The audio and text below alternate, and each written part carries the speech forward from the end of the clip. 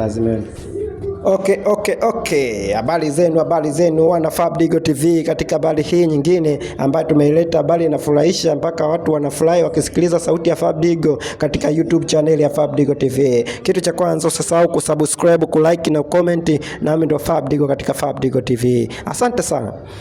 Nimeleta habari nzuri kuhusiana na wasemaji wa klabu kubwa, klabu kongwe ya Simba na Yanga. Hapa namuongelea Ahmed Ally. Unajua jana mpira ukiwa unaendelea kuchezwa, nilimuona kama Ally Kamwe ni kama amemwagiliwa maji ya baridi. Unajua kwetu Mbeya tunasema maji ya baridi, yani kwamba kuoga maji ya baridi huwezi, kwa sababu Mbeya kuna baridi, Iringa kuna baridi, Kilimanjaro kuna baridi, sijui maeneo ya Njombe huko kuna baridi. Sehemu kama zile ukikaa unakuwa unavaa sweta au koti kabisa, umejifunga mikono yako, umetulia na kumwomba Mwenyezi Mungu kwamba akujalie upate chakula, maana sehemu za njaa ni sehemu za baridi, kunaweza kula sana, yani unakula zaidi kwa sababu tumbo linakuwa linapigwa na upepo. Hii ni habari ambayo tunakuletea tu ili tuweze kukufurahisha kwamba Ahmed Ally sasa amekuja na kuongea maneno mengine kwamba pointi 5 wanaozidiwa na Yanga Football Club ni pointi ambazo ni za kawaida, kwa sababu ameona kikosi chake kinavyofanya kazi, kwamba jana wamekiona kikosi cha Simba huku akiwepo Guye, huku akiwepo Oula, huko akiwepo Chama katikati pale, mwingine akiwepo mtu anaitwa Kante, Kagoma namba 6, namba 10 pale,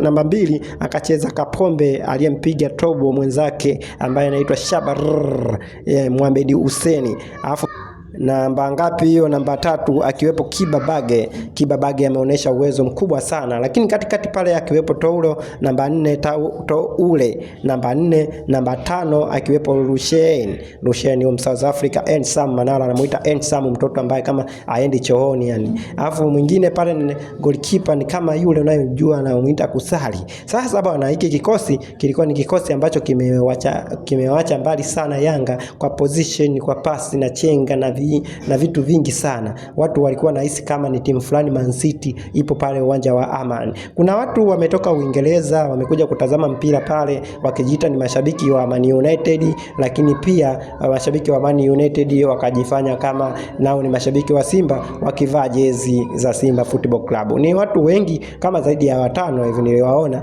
ambapo walikuwepo pale uwanja wa Aman wakivaa jezi za Simba. Ni wazungu original, yani wazungu sio mchanganyiko, mzungu kweli yule aliyetoka Uingereza, na unajua Waingereza ndio wazungu kweli, hawachanganywi.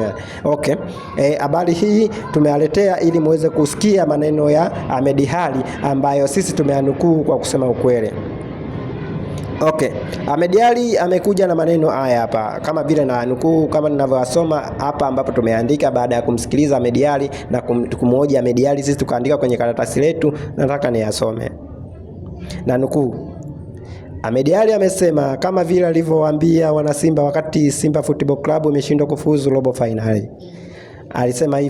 Alisema ilivyoshindwa kufuzu robo finali mwaka huu, kwa vile Simba ni timu kubwa Tanzania, kwa vile walishindwa kufuzu wao na timu zote 4 za Tanzania ambazo zilikuwa zinashiriki michuano ya kimataifa, yani ya kafu, zote zikishindwa kufuzu, maana baba lao ambaye anaitwa Simba Football Club walishindwa kufuzu. Kwa kunukuu kwake, Ahmed Ally anasema kiasi kwamba timu ya Simba Football Club ingekuwa inaendelea na michuano ya kimataifa ambayo ni kafu, yani kwamba kwa hivi wachezaji waliowasajili hawa 8 katika dirisha dogo, yani kwamba angekuwa anaongoza lile kundi lao ambalo lilikuwa ni kundi gumu au jepesi kwao. Anasema kuwa wa mwisho ni kwa sababu ya kutojipanga, lakini wamejifunza, kwa sababu wanasema kuanguka, kuteleza sio kuanguka. Anadai ya kwamba yani yeye ingekuwa ndo Simba hile au Simba hii ambayo tumeisajili sasa hivi, yani kundi lao lile la klabu bingwa angekuwa anaongoza wao.